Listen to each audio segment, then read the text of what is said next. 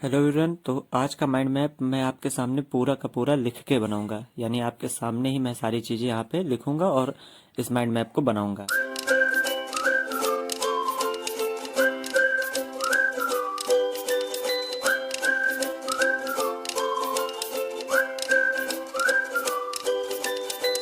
तो आज हम चैप्टर 10 का माइंड मैप बनाने आ रहे हैं, जो कि सेल साइकिल और सेल डिवीजन। काफ़ी अच्छा चैप्टर है, कॉन्सेप्चुअल है, क्वेश्चंस काफ़ी ज़्यादा आते हैं, ठीक है, और ट्रिकी क्वेश्चंस होते हैं। तो इसका माइंड मैप हम बनाना शुरू करते हैं और सबसे पहले हम शुरुआत करेंगे सेल साइकिल की डेफिनेशन लिख के, ठीक है। नाउ सेल साइकिल एक सीक्वेंस होता है।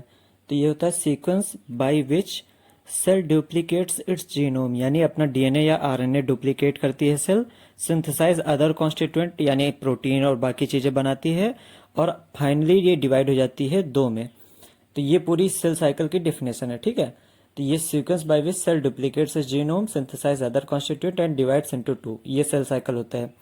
अब जो ह्यूमन सेल होती है ये 24 आवर्स में एक बार डिवाइड करती है, ठीक, डिवाइड वंस इन 24 आवर्स। जबकि ईस्ट की सेल जो होती है वो डिवाइड करती है हर 90 मिनट पे, ठीक। तो ये अलग अलग टाइम हो सकता है अलग अलग सेल का, जैसे ह्यूमन और ईस्ट के बारे में यहाँ पे एग्जांपल दिया है, ठीक। अब सेल साइकिल का हम क्लासिफिकेशन करेंगे।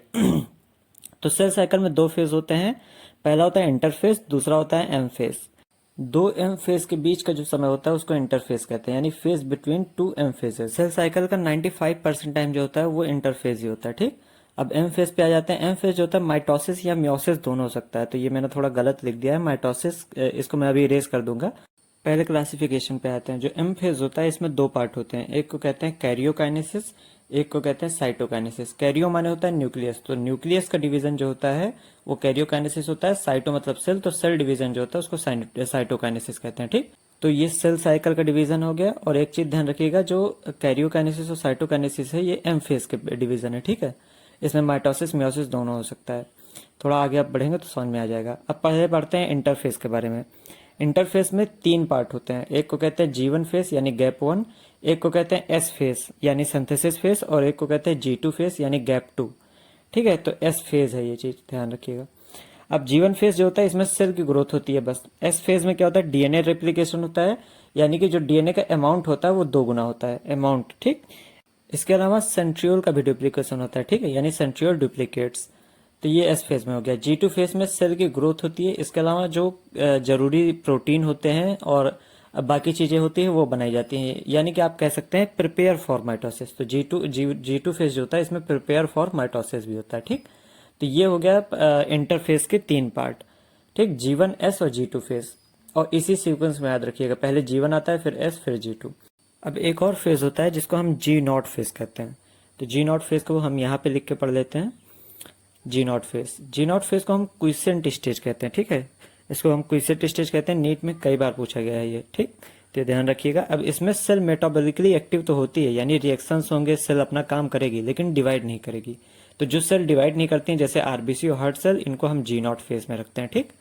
तो G0 फेज में ऐसी सेल्स आ जाएंगी जो डिवाइड नहीं करती। तो ये हो गया G0 फेज। अब आगे आते हैं ऊपर और पढ़ते हैं एम फेज के बारे में। अब एम फेज में जो एम है, जो एम लिखा हुआ है, ये माइटोसिस और मियोसिस दोनों हो सकता है, ठीक है। तो ये चीज ध्यान रखिएगा, एम फेज में जो एम है वो माइटोसिस मियोसिस हो सकता है, डिपेंड करता है कौन सी सेल है, ठीक। कैन बी माइटोसिस और मियोसिस, ठीक, एम कैन बी माइटोसिस और मियोसिस। तो पहले हम पढ़ेंगे माइटोसिस के बारे में। तो यहाँ पे मैं 1 लिख के माइटोसिस लिख देता हूँ। पहले माइटोसिस के बारे में पढ़ते हैं। माइटोसिस को हम इक्वेशनल डिवीजन कहते हैं। इक्वेशनल डिवीजन इसलिए कहते हैं क्योंकि number of chromosome remain same, यानी क्रोमोसोम का नंबर बदलता नहीं है, सेम रहता है, ठीक। तो ये दोनों तो इसके कॉमन पॉइंट थे। अब आते हैं माइटोसिस के स्टेज पे। सबसे ज्यादा क्वेश्चन आता है माइटोसिस के फेज से। 4 तरह की स्टेज होती है माइटोसिस में, जिसमें से पहली होती है प्रोफेज। तो हम पहले प्रोफेज के बारे में पढ़ेंगे, ठीक। तो पहली स्टेज है प्रोफेज। प्रोफेज जो होता है इसमें जो जो चीजें होती हैं वो मैं लिखता हूँ। पहली चीज, क्रोमेटिन जो होता है कंडेंस करके क्रोमोसोम बना लेता है, यानी chromatin condense to form chromosome. दूसरी चीज, जो सेंट्रोसोम होता है ये स्टार्ट कर देता है अपोजिट पोल पे जाना। तो centrosome start moving to opposite pole पे जाना शुरू कर देता है। इसके अलावा माइटोटिक एपरेटस के बारे में यहाँ बताया गया है। माइटोटिक एपरेटस क्या होता है, एस्टर प्लस स्पिंडल फाइबर, इन दोनों को मिला के माइटोटिक एपरेटस कहते हैं, ठीक। तो ये डायरेक्ट क्वेश्चन आ जाता है कि माइटोटिक एपरेटस क्या होता है, तो आपको लिखना होगा एस्टर प्लस स्पिंडल फाइबर, इसे कहता है, ठीक। तो प्रोफेस वाले सेक्शन में ये बताया गया था, इस वजह से प्रोफेस वाले में मैंने लिख दिया है। तो जो अगली स्टेज हमें पढ़नी है वो है मेटाफेज। ठीक है, तो मेटाफेज को हम फिगर के थ्रू समझेंगे। तो यहाँ पे मैं फिगर बना देता हूँ मेटाफेज का। तो यहाँ पे मैं एक सेल बना देता हूँ, मान लीजिए ये एक सेल हो गई। यहाँ पे इस साइड पे एक सेंट्रोसोम ये है और ऊपर भी एक सेंट्रोसोम ये है। ठीक है, और बीच में क्रोमोसोम होंगे, जैसे एक क्रोमोसोम ये है, एक क्रोमोसोम ये है और एक क्रोमोसोम ये है, मान लीजिए 3 क्रोमोसोम है। ठीक, तो मेटाफेज में ये इसकी खासियत होती है कि जो क्रोमोसोम होते हैं वो इक्वेटर पे होते हैं, यानी बीच में होते हैं।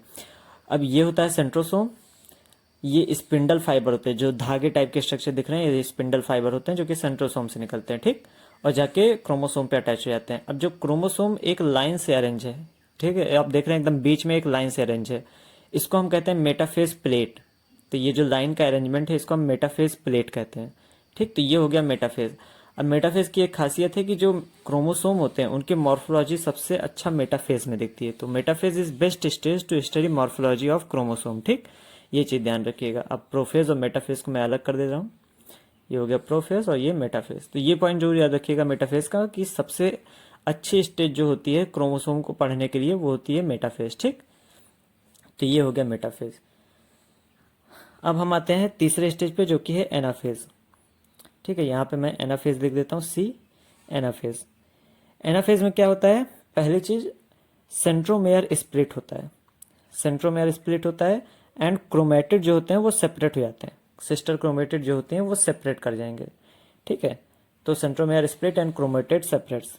दूसरी चीज क्या होता है, chromatids move to opposite pole, जो क्रोमेटिड्स होते हैं वो ऑपोजिट पोल पे मूव करते हैं।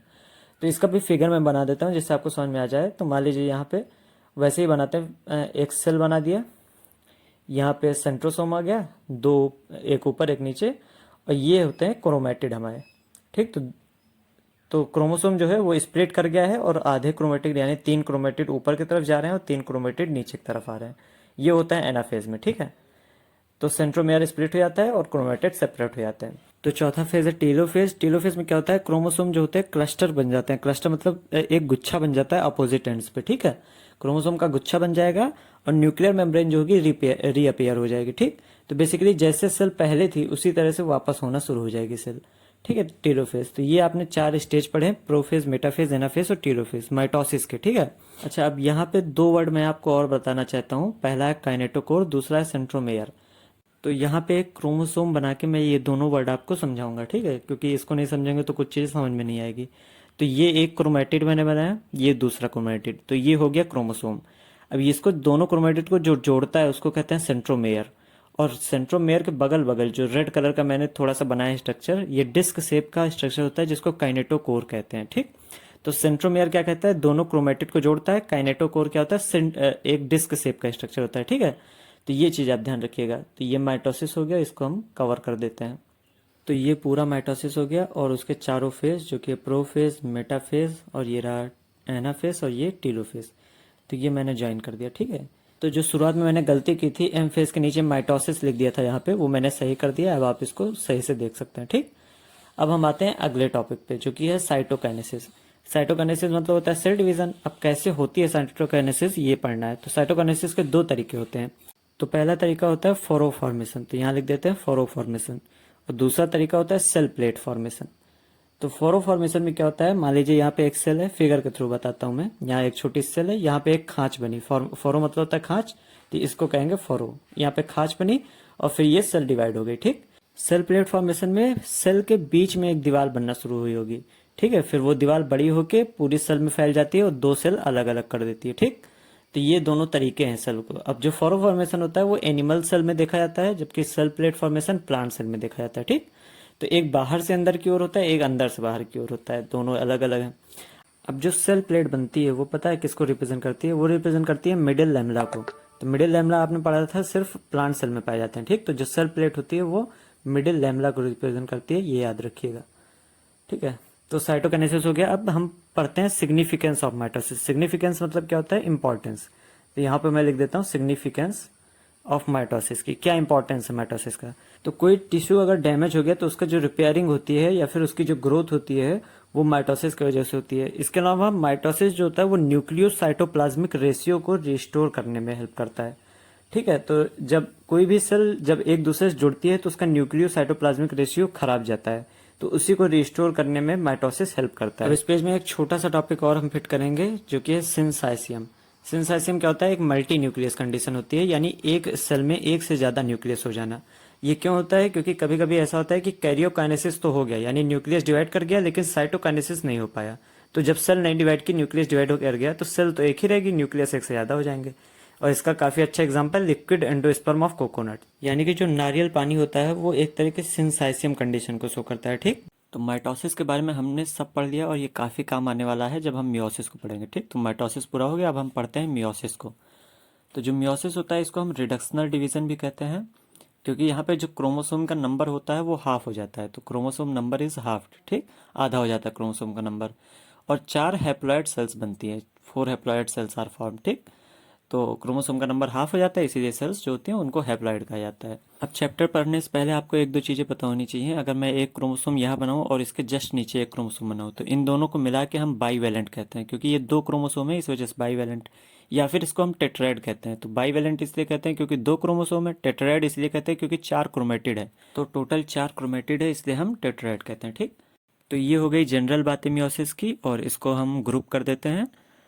अब हम आगे बढ़ते हैं। तो मियोसिस जो होती है ये 2 फेज में होती है। पहले को कहते हैं मियोसिस 1, उसके बाद मियोसिस 2। तो पहले हम मियोसिस 1 पढ़ेंगे, फिर मियोसिस 2।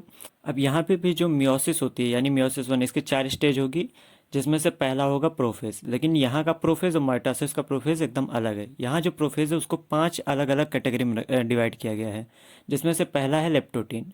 लेप्टोटीन में क्रोमोसोम का कंडेंसेशन होता है, यानी क्रोमोसोम कॉम्पैक्टेशन होगा। दूसरा स्टेज जो होगा वो है जाइगोटीन। जाइगोटीन में सिनेप्सिस होगा। इसके अलावा सिनेप्टोनीमल कॉम्प्लेक्स बनेगा, यानी फॉर्मेशन ऑफ सिनेप्टोनीमल कॉम्प्लेक्स।